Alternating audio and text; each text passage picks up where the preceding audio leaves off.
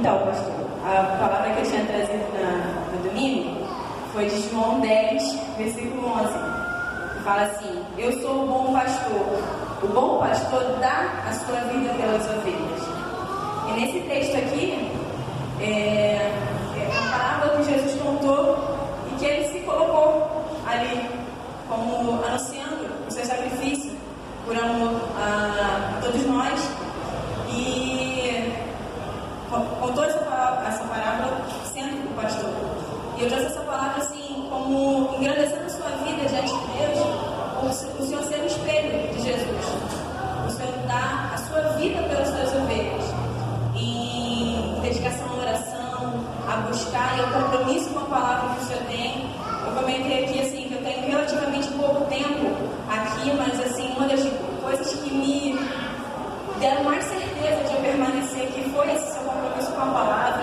Eu tenho muito apreço, muito amor por esse seu compromisso com a palavra, e isso me alegra muito, isso me dá cada vez mais vontade de ouvir. Eu tenho sempre alguma coisa nova para receber e aprender com o Senhor.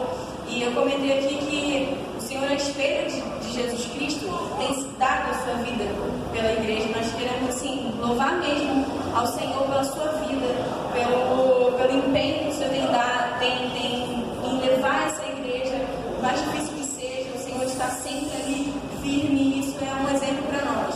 Eu até comentei aqui também que, assim como o Paulo falou, o Senhor pode falar: sejam meus imitadores assim como eu sou de Cristo. Podemos assim realmente olhar para o Senhor e ter realmente como um espelho. Tipo, sempre brinco com as pessoas assim: quando eu crescer, quero ser igual a você. Tá? Então essa palavra aí, vamos trazer a dança de amor.